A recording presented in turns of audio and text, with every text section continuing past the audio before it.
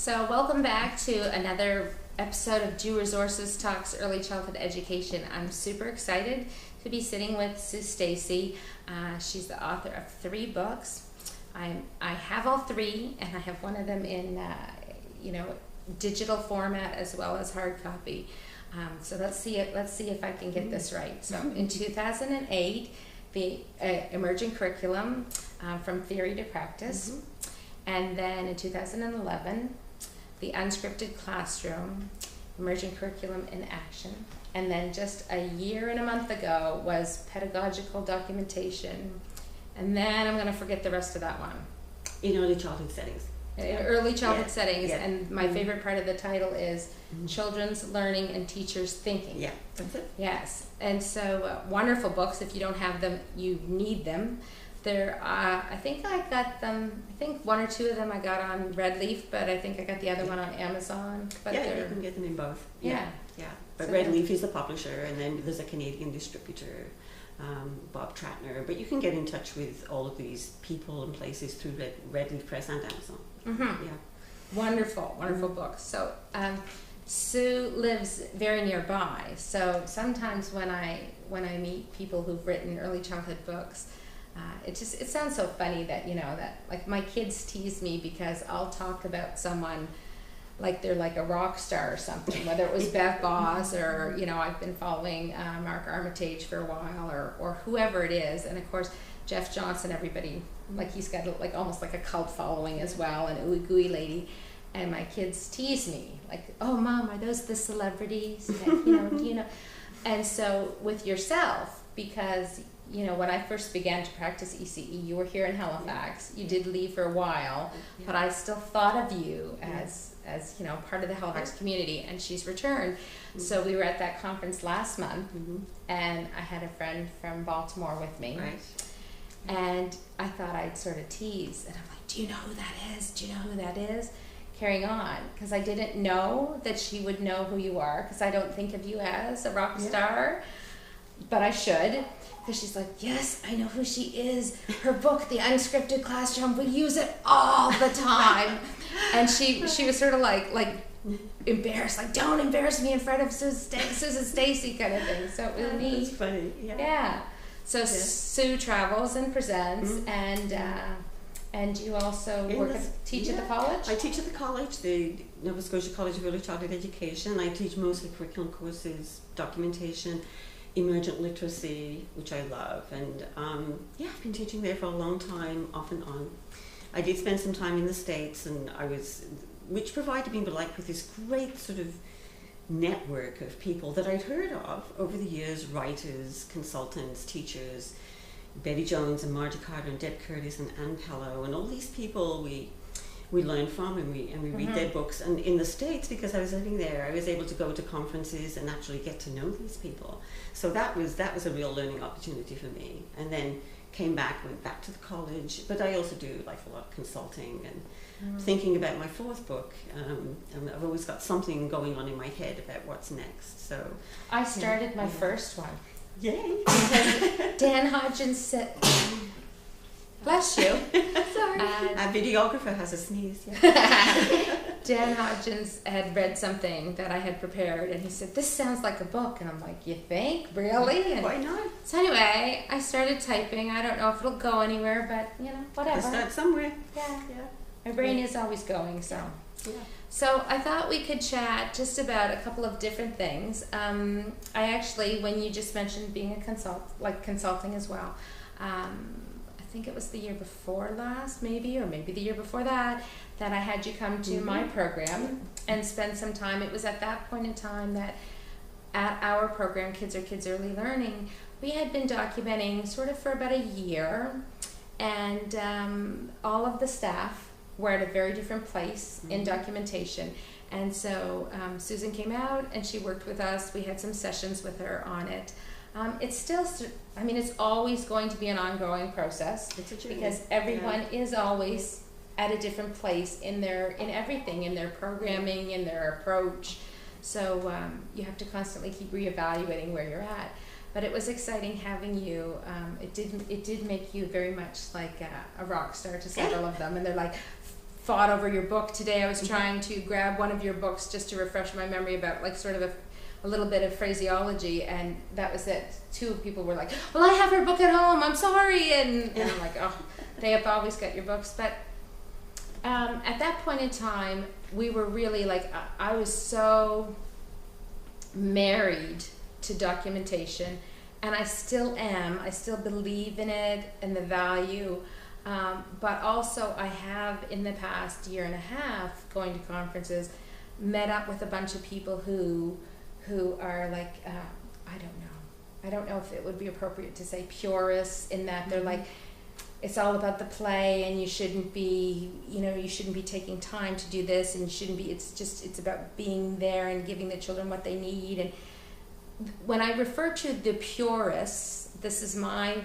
don't know if other people say this, but people who, for them, play is so critical and so important, as it should be, but it's so critical and important that it's like almost black and white, in that you don't have conversations with the children, because your conversations would be interrupting the children's play. Yeah. And if you're going to have a conversation with a child about what they're doing, you have to certainly choose your moment. You don't want to be interrupting something that's really engaging and that the child is really concentrating on. You have to have enough respect to stand back from that and watch it.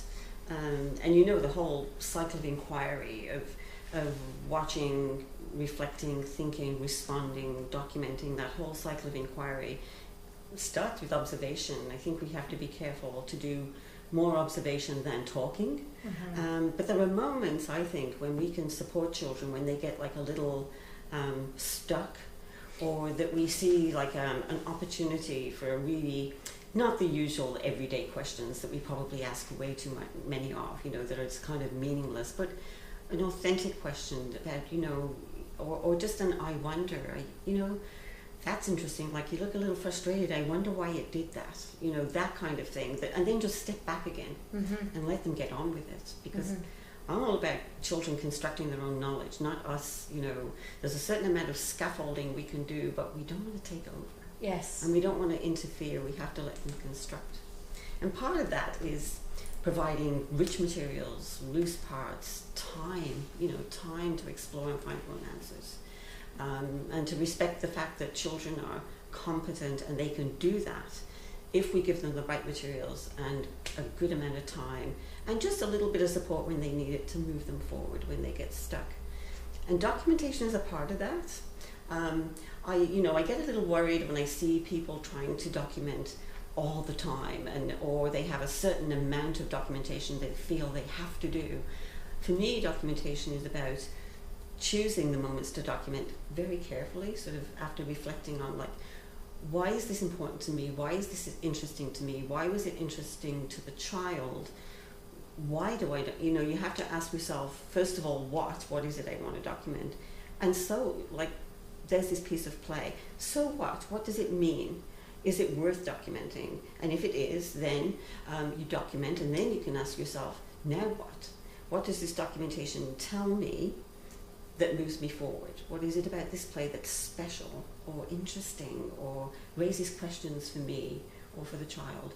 And from that we move forward with curriculum. So documentation fills many roles for the child and for the teacher. It's not only about communicating with parents, although that's huge.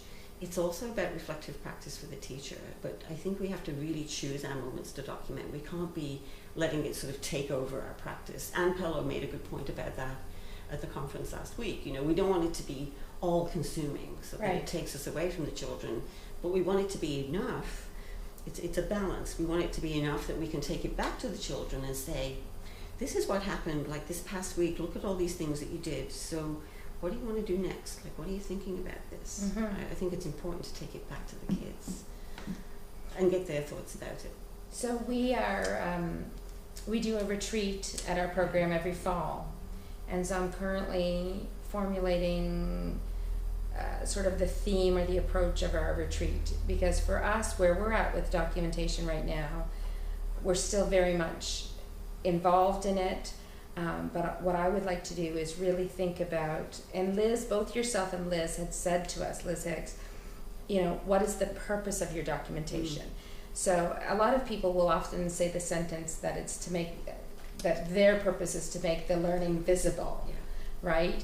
I would sort of say, how about making children's thinking visible? That says so much more. It says so much more, and you can go so much deeper with that. Mm-hmm. We're not talking about, the child learned this and this and this, but what was their thinking? What was their big idea at the beginning, and what was their thinking, and how can you make that visible? And what are the teachers' questions that come out of this? The teacher should be a part of the documentation too. Yeah, it's so much to think about, and I feel like where we're at in the journey as a center, because again, the individual teachers are at their own journey, but I feel like where we're at right now is at our retreat, we're going to discuss how we're going to take a step back, and that doesn't mean stop documenting, but to really, as a team, decide, because our goal initially had been about making learning, children's learning, say it again the way you said it. Making their thinking visible. It had been about, but our goal initially had been to make the learning visible for parents, because for so many years, parents, it is a conundrum for us as practitioners, in that parents don't see play as valuable, and they want to see the children writing the alphabet and things like that, and you're constantly trying to educate parents that this is actually, your children are actually, this is learning, and this is preparing them for life, and more than preparing them for school. So initially I had thought that this would be a great vehicle or tool in that process. But as I've learned about documentation and learning stories and all those kinds of things, I certainly, no longer see it as, yes, sure, that's the icing on the cake, but the cake is really about, it fires so much more in the teacher with regards to how can I support the children's interests, and, and it takes, the ability to reflect as I'm getting older is becoming, my understanding of the ability to reflect is growing, and for years I thought I was reflective, but as I'm getting older, it's like, wow, it's so much more hard to really reflect. Yeah, it's something that's often, sometimes I call it the missing middle. There are observations of what children are doing, and there are responses, and that's part of emergent curriculum and responsive curriculum and the cycle of inquiry. But what's missing there is the reflective piece in the middle. So there's observation, reflection, and then response. And I think what documentation can do is slow us down a bit. If we take our time with it and we really look at what we call the data, the notes we've taken, and the thoughts we've had, and we look at the photographs that we've taken before we do anything with them, we think about, okay, which photographs really make us puzzled, raise questions for us, and why are we puzzled about that? What will we do about that?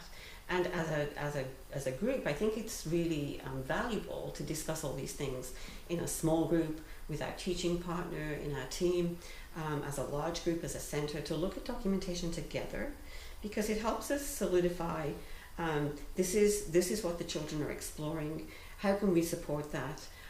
What are we seeing underneath the surface that's unexpected for us? To look a little deeper. Documentation has this role of sort of slowing us down and making us think a little harder. What does it mean when an infant does this over and over and over again? We're seeing this in this photograph, a series of photographs over and over again. What does that mean? Why do children do that? So we're making the picture a little bigger. It's not only about that child, but why do children in general do this thing that they do? And so you're opening it up and making it broader. So there's a real opportunity there for teacher learning, for teacher reflection, for really responding to something that's bigger than just that one little event. So it might spark, say, something like a change in your environment, like, okay, that we're noticing in these photographs that the children keep doing this thing with these materials. What do we need to change in our environment to make more of that possible? It could be a change of environment. It might spark a change in routine. There's all sorts of possibilities if we're open. I find, I'm working with some teachers right now who are working with some children with special needs, for whom costumes, through looking at photographs, they realized that costumes are a kind of transition into the program for these children who have some difficulties entering in the morning. And I don't know that that would have occurred to us when we were sitting talking together. I don't know if it would have occurred to us, costumes as a tool for transition, if we hadn't looked at the photographs and talked it through. It certainly wouldn't, I'm not in relationship with those children, so it certainly wouldn't have occurred to me. But the two teachers kind of had this moment. Light bulb moment where, well, the costumes are fulfilling this role. Mm-hmm. And I don't think we would have seen that if we weren't documenting or working on documentation. So it's this huge opportunity to sort of open our thinking. And I see that as one of the biggest purposes of documentation. Yeah, it's good to communicate with parents and for parents to understand this and to respond to the documentation. That's great. And it's equally important for the teachers to use it as a tool, but for the children to see the documentation too. Yes. And to be able to comment on it.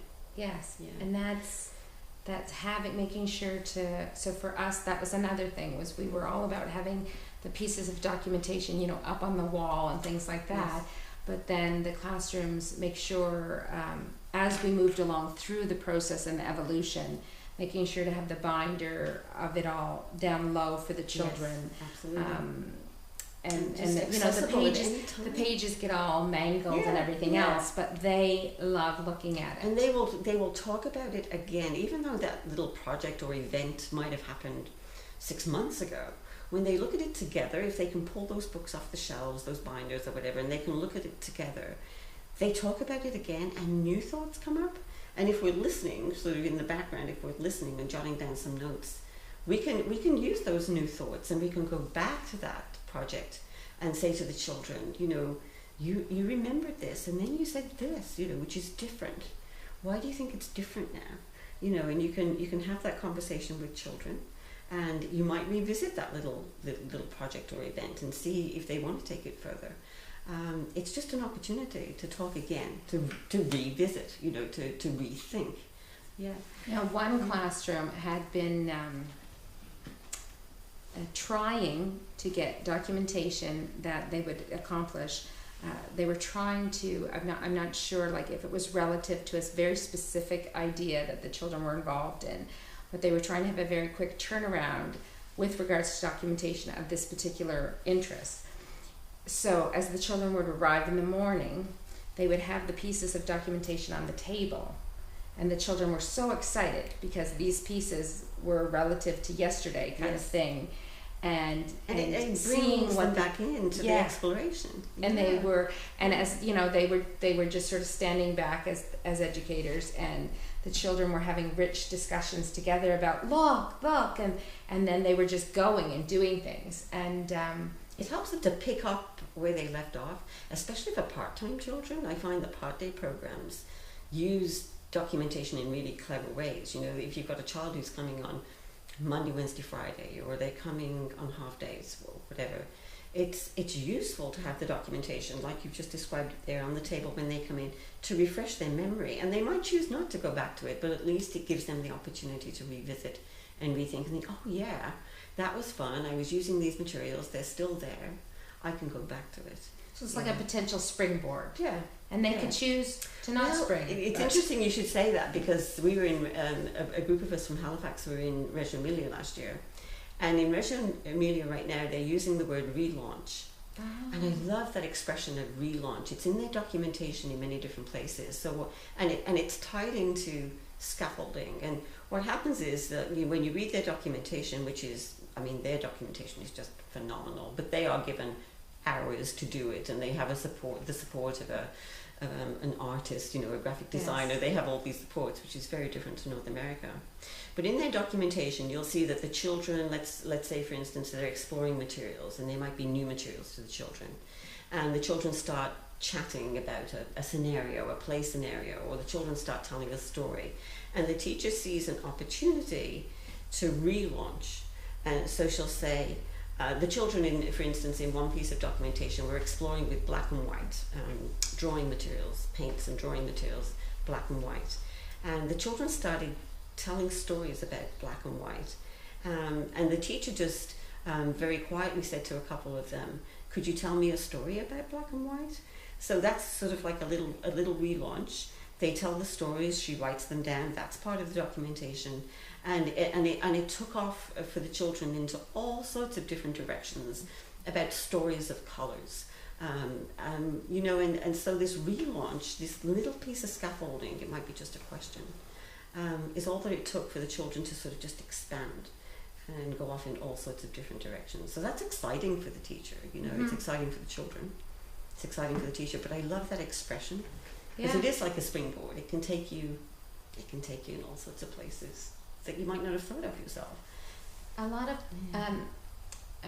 to sort of think in a different way, a lot of things that have been going through my head in the past couple of months is, I think you probably are very aware that Bev Boss was very much a huge mentor for myself, for many people, but and I had gone to a conference in April in South Carolina.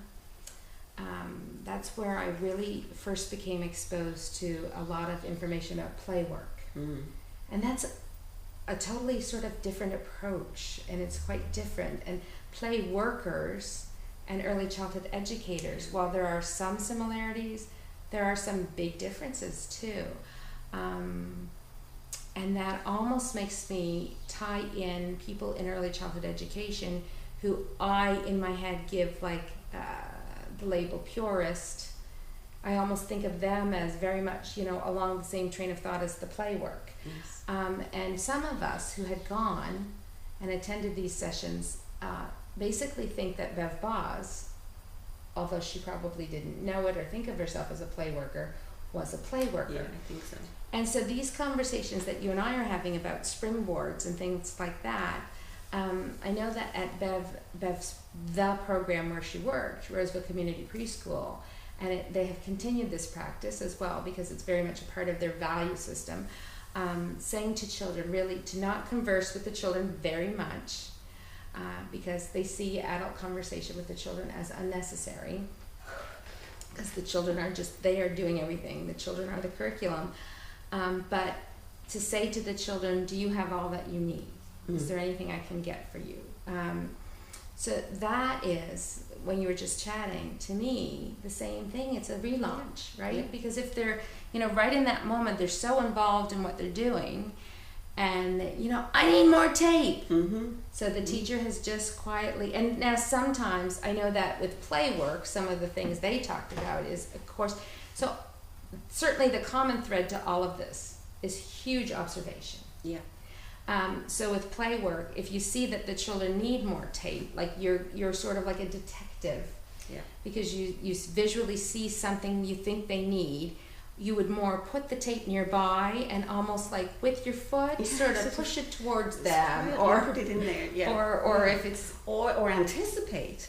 You know, I can see that, you know, they're using all this string and all this tape and they're constructing this fantastic thing, or, you know, and you can see where their imagination is going. And as an experienced educator, you can think to yourself, they're gonna run out of this soon. Like, do I have more of this in the background somewhere in a cupboard? Can I bring more and just put it close by so that it's ready for when they need it? And then, you know, if you're not conversing with them at that time, then documentation becomes really important again, because those photographs and the notes that you're taking enables you to think about it afterwards, so that we always think that we'll remember the words, the things that the children did and the things that they said, but there's so much happening in the course of a day. We really do need to take some notes, just not to be sitting there writing all day. That would take us away from the children, but to take some brief notes as placeholders and some photographs, so that we can go back after the event, after the construction, after the play, and we can think about it maybe at lunchtime with our co-worker or during nap or something like that. We can go through it and say, look at this thing that happened this morning. What is this about? And how can we relaunch this tomorrow? How can we have it ready for them the next day? And for some people, if anybody's thinking about this or watching, and sometimes I find some educators get really stressed or anxious when we say things like taking notes, because maybe they're not themselves. They're not really. That's not Yeah, really might how not they be think or how they right. Yeah, You know, yeah. so it can be very simple. It can be it can be Yeah. bulleted. Yes. It can be just. It can be 2 or 3 words. I think of it as, Post-its, like. yeah, not narratives, not like notes and notes and notes at that time. You might want to write a narrative afterwards if that's the way Yes. you work. But at the time, you need, for me, I like to have like a little clipboard handy in all areas of the room, just so that when something special happens or I have a question, even just to write down my question, it's a question of myself, not of the children. It's what I wonder, or what I'm thinking about that, or what I'm puzzled about, to write down that question at the time so I don't lose it. I don't want to lose track of that question. Because when we keep track of our teacher questions as a form of documentation, and then we, in our practice with children, in the way we set up the environment, in the way we work with them, when we try to answer those questions through the things we provide, the play situations we enable, we become researchers. That takes us into the role of teachers, researcher. We're trying to find the answers to not only the children's questions, but our questions about teaching, about early childhood practice, about inquiry. A curious educator is always going to have questions. I'm always astonished when I say to groups of people, so what are your questions about this? And often there's a sort of a silence, because first of all, people don't want to be the first person to speak up. but secondly, it takes a little while to formulate. You need time to formulate your questions. Sometimes you don't know what your questions are until you've looked at some photographs and chatted with a colleague and reflected a bit, and then the questions kind of bubble up to the surface. And then you think, okay, how am I going to find out the answer to that question, my question? What's going to happen tomorrow that will answer that question? So that's sort of stepping into a new role of teacher's researcher. And I think one thing that's super, super important is when you were just talking about talking to colleagues about it, because the questions that you may develop from observing children are very often very different questions from someone else, because I personally cannot emphasize enough how important it is to know that every single individual person is on their very own journey. And so a blog article that I had written was about experiential filters, and how we all have processed information and taken in information in our lifetimes very differently from someone else, and it's developed this filter that all of our experiences go through. And so when I'm observing, the thing that I think the children are really striving for, because, what is it that, what is the phrase that Bev used to always say? I'm gonna get it wrong. I know Michael's gonna be like, how could you ever forget that? But I don't know if it's childhood amnesia or something like that, because the things that you did as a child yourself. So when you're observing the children, you might actually be subconsciously gravitating to something that really resonated with you as a child. Yeah. And so you might be getting excited or thinking it's something else because of your own, you're trying to be objective. Yeah. Or even as a parent, perhaps you're watching the children and something that's happening with those children reminds you of something your own children went through. I think right? we have to be really aware of our own, it's about awareness when that happens, our own disposition, that we have a tendency to think or act in a certain way. That's our disposition, or our past experience. Yeah, you got to get comfy. Okay. So the camera died, so we're picking up again. So we were talking about how important it is to talk to your colleagues about what you had observed and what you were thinking, because sometimes you might be going in a different direction than them. So that's so important, because as you're looking at the photos together, you might say, well, I was so intrigued by the children were doing this, and I'm thinking maybe a way we could support them would be, and then you might say, really? That's what you thought? Because I thought... Yeah. There's going to be, it's so valuable, and they do this in Reggio Emilia. They emphasize this when you go to their lectures. The Italians were just in Toronto last week, and I was fortunate enough to be there to hear them again. And they always say that you need multiple perspectives to really understand what's going on. You want everybody's input. You want to hear, and you might agree to disagree. You don't have to agree. You can discuss what's happened. You can discuss all the different meanings you could attach to what happened with the children's play. You might see it completely differently. That's okay. You can agree to disagree, but at least you've got everybody else's perspective. So if you are seeing something over and over again through the same filter, let's say you're a big literacy person and you're reading literacy into everything, but maybe that's not necessarily the case, and you just have to be aware that there's another way of seeing this. Margie Carter and Deb Curtis have some lovely documents about all the different ways, that we can see an event, the thinking lens. Right. You can see it from all these different angles. And I think that's a very useful document that they've developed that helps us, especially people who are new on the, I work with a lot of student teachers, and when you're new on the journey, you want some advice about what are all the possible ways I could look at this. Documentation will help you with that. Reflection with other people will help you with that. The thinking lens will help you with that. And again, it's part of that journey and finding out what tools work for you. Because there are documents, which are just sort of maybe the photographs or the notes. There's documentation, which is the photographs and the notes together, forming the story of what happened. But then there's pedagogical documentation. And that's documentation we learn from, that we grow from, that the children learn from it, we learn from it. It is part of the learning journey. And when we get to that point, it involves a lot more reflection and thinking together. And the photographs, the little video clips, the writing, it's a very complex sort of web. Yeah. That makes me think of the phrase, I do enjoy watching some cooking shows. Me too. I also enjoy eating. I'm not a good cook or baker, but I enjoy to watch these things and to eat these things. Yes. But I love the phrase, about elevating the dish. How can you elevate the dish? Yes. And so when I think of pedagogical documentation, it's elevating. Yeah. You can think of it as taking it higher or taking it deeper. You can think of it either way.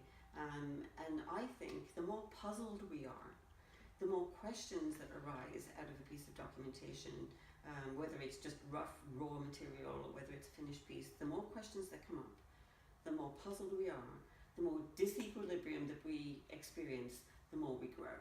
Yes. So when I went to Pacific Oaks College years ago, they talked about disequilibrium being a good thing, that we should learn to be comfortable with being uncomfortable. Yes, I love that. Yeah. I love that.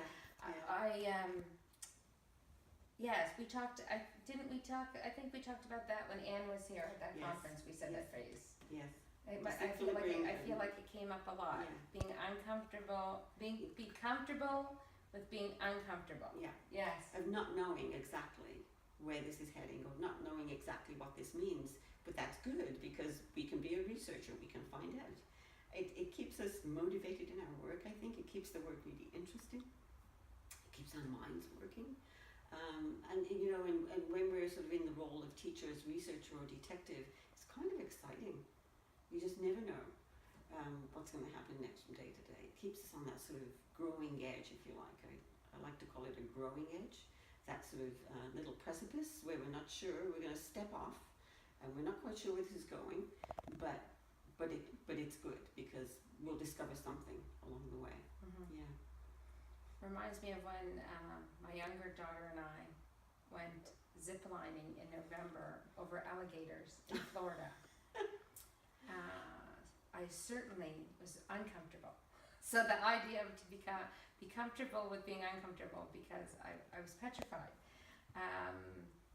But I think maybe do new things. Once you went off of it, like it was exhilarating.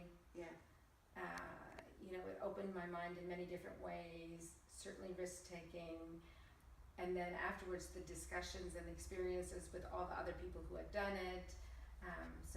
That is the extreme. Not everybody has to do things like that.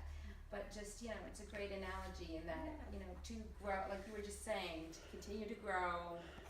And wouldn't it be wonderful to go to work every day and be exhilarated by your work? Wouldn't that be great? I mean, obviously, there's mundane parts of our work that we do and are needed and necessary and practical. There's that aspect too. But to be exhilarated by those small, special moments that are meaningful for the children, or really puzzling or exciting for us, that's to be exhilarated by your work is really special. And I think when you're working with young children, there's the opportunity for that to happen. Yes. That you can be exhilarated. And it's exciting. And it's contagious. Yeah. Right? It's like a pivot point. You know, you can be trundling along in your sort of daily routine and doing all the usual stuff, and that's all fine. And then all of a sudden, this thing will happen that's totally unexpected, and it's almost like this pivot point that changes the child's direction, that changes your direction, that changes your thinking. That's exhilarating, and that's exciting, and that's what keeps us in the field for many, many years. Yes. Because we love those moments. Yeah. So that's the last thing I wanted to chat with you about. That's there was a point in time in the conversation when it was a perfect segue. The camera that we had set up to chat with, I thought really long and hard about purchasing it. Because of course you can just use an iPhone or whatever. But with my recent experiences and conferences and things, I'm really fascinated by the playwork thing, and I'm going to take the playwork course. And so just trying to understand it. And then also, I really also do agree with to a degree. You know, I don't really like labels, but I've used it several times in this conversation. The purist mentality of not interrupting children's play, and I know that all from your books and everything else, I'm not suggesting that you're saying that documentation or anything like that is interrupting children's play. I'm not suggesting any of that. It was really neat that Michael Lehman had come and spent a week at my program a couple different times, and one time he had been nearby building something for the children. And he wasn't engaged with the children. I believe the fence was separating him and myself. I was with the children sanding some things. So, because Bev used to talk about not asking the children questions. But it was always about not asking the children questions that were, because oftentimes questions are testing questions. Yes. And teacher questions. You know, right. They're not really questions about the children's thinking or their idea. You know, so that night over supper, Michael had randomly said to me, so I heard you asking the children some questions today. And so my initial reaction was, oh no. I was like, was I under a test? And I didn't know I was under a test or being examined or whatever. And I said, yes, feeling like butterflies in my stomach. And he said, but none of those questions were testing questions. Mm-hmm. They were just, and so you could see in his eyes and in his mind, you could see the wheels turning that he was really thinking that through himself, because they don't have conversations. An authentic question is a question that we don't know the answer to. That's an authentic question. If you're asking a question that you already know the answer to, why are you asking? You know, that's a testing question. You know the answer. The child knows you know the answer. Right. So what's the point of asking it? You know, an authentic question is like you're really interested, like you're curious, and you really want to know what they're thinking about this. Mm-hmm. And so, yeah, we want to be careful about how many questions and how we ask them and when we ask them. And you were mentioning the camera. I think the camera is a wonderful tool for enabling us to sort of just stand back, let things unfold as they will with the children. And if you've got the ability to just let the camera run for a few minutes and just, if you're finding it really interested, and look back at it later. And maybe do a little tiny bit of documentation away from the children so that you can take your questions back to them that morning when they come in and they're making their choices about what they want to do. Here's this little video clip. Here's you in action yesterday. What do you think? And I'm wondering about, I have a question. I'm curious. I was wondering about this. You know, to ask that question before they get back into the play again. It's a question of timing and not only being responsive, but timing that response for the right time.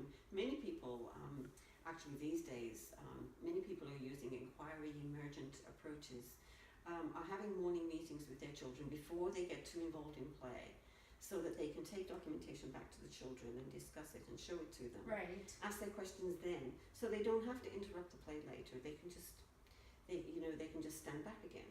And just be supported in a different way. Yes, I've read a lot about that and heard that example. which in some ways, for some people, it's almost replacing circle time.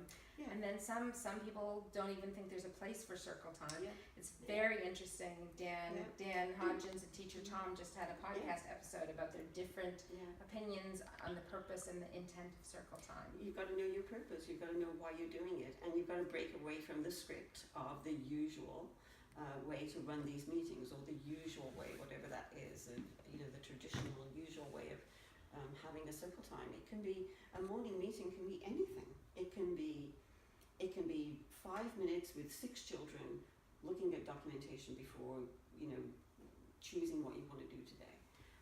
Just to sort of revisit. It can be very brief, very short, very appropriate, but you have to know why you're doing it, what's the purpose of it, and not just follow a script. Right. I'm very sort of anti-script. Yes. I like to see people breaking out of scripts and doing things in different ways, because it shows then that you're responding to your actual group of children.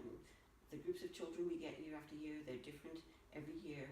We should be responding to that group, that dynamic, not trusting that it's always going to be the same. It's not. Yes. So we adapt. And of course, the extreme example would be the 52 themes of the year. Oh gosh.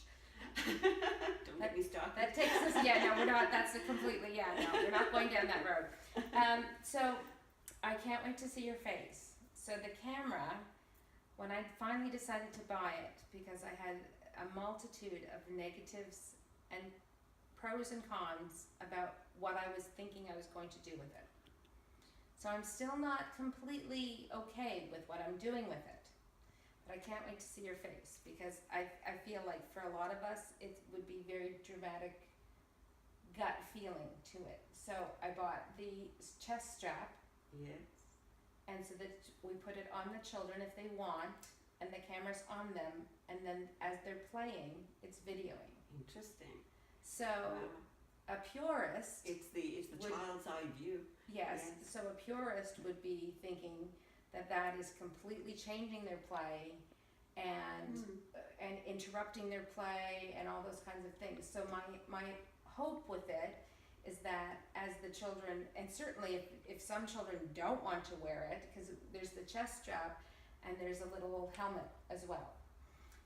Absolutely, initially, it's, kids are just going to be all about pressing it and it's a piece of technology, who gets to wear it and why are you wearing it and all those kinds of things. But as it just becomes part of the environment, so we have only done it a handful of times, and it's so funny because some of the kids, when they get it on, they just sort of stand like, because they, and so and some of the because we've had it on the preschoolers, we've had it on the toddlers.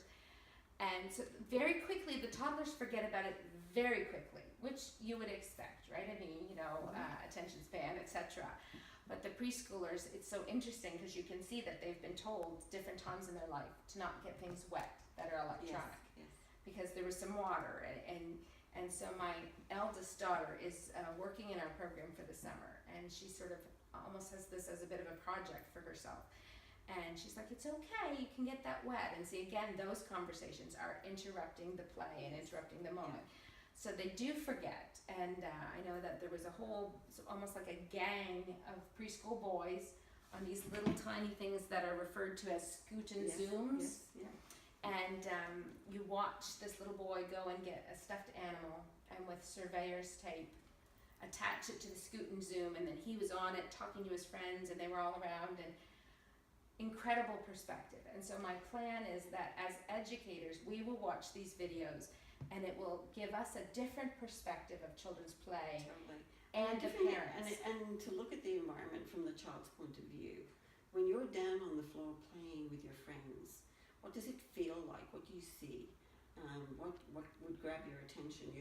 We could do that on our hands and knees, but I think it really gives a true sort of perspective of what the child feels like and sees from their perspective, and how their peers interact with them. Mm-hmm. So as long as it doesn't interfere with their play, as long as they forget about it and are happy with it, it would be a great piece of teacher research to do it in small little doses, or to it's kind of like putting a camera in the corner of a play area and letting it run for 2 or 3 minutes just randomly Yes. to see what's happening in that area while we're not there. You know, while we have to go see to something else and they're playing, and to look at these random little clips from time to time and see what's going on when a teacher's not around, you know, in that area. Maybe they're on the other side of the room. So yeah, so many different ways to use technology. It's a whole new world in terms of what we can do. The question is, should we? You know, Yes. should we? And that's I wanted to know what you thought that's about the it. judgment We're going call. to say, Yeah. no, Heather, you shouldn't Yeah. be doing that. Yeah. That's an artificial thing in their environment. It will. My concern would be, would it interfere with the way they play? If they're wearing that, would it interfere with the type of play, the way they play, the way they interact? If they forget about it to an extent that it doesn't interfere at all, then it would be an interesting way to get their perspective. So yeah, I'll be interested to see how that works out and what you make of it when you've looked back at some of these videos. Yeah. I'll just tell you about 2 other very brief little clips that you might find intriguing. So one we have I don't know how much you looked at the playgrounds, but our front playground has what we call the snake slide. So it's tubular, and it goes up like this, and then of course down. And as an adult, when I purchased it 100 million years ago, this side of it has, when you look inside of it, plastic bones affixed, and so those are, and there's holes for their hands, and the bones help them to climb up. And then you would think as an adult, they'll slide down the other side. Yeah. Well, because they're children, they often like to slide down the side with the bones. Yeah. So one child was wearing it on their chest, and they climbed up, and then they, on their belly, like they got up to the top where normally we would expect they would go that way, but they then came down the side with the bones on their stomach, but not face first, feet first. So the GoPro was on the chest, and it was, you know, hitting the bones.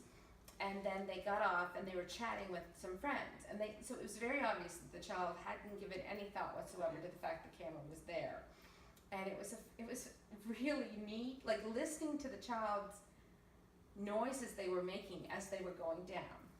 And then the other one that I found even more intriguing was we have a giant ship's rope, just giant, from like a giant ship downtown, very thick. And it's draped around that same snake slide in different ways all over the place. And it has inadvertently created what the children use as swings. And they like to sit on the rope facing each other, swinging towards each other. And depending upon their age and their abilities, it could be beautiful, coordinated swinging and a great chit-chat. But if they're younger, sometimes they hit each other and things like that. So one child had it on. They were swinging, and very quickly in the video, this child winds up kicking this child, and this child falls off, and this child falls off. Now, I would have liked for it to have continued recording, to see how the children had responded. You know, did one child help the other child up and everything else? But at that moment, again, because of the teacher did interrupt, and the teacher's like, oh, well, that's great, we got that on video. You actually hear them say, oh, great, we got that on video, kind of thing. But really, in the lifespan of a child, that was really nothing. I mean, wouldn't it be interesting to take that tape back to the children and say, whoa, look what happened, what did that feel like? You know, right. And to have their, again, it's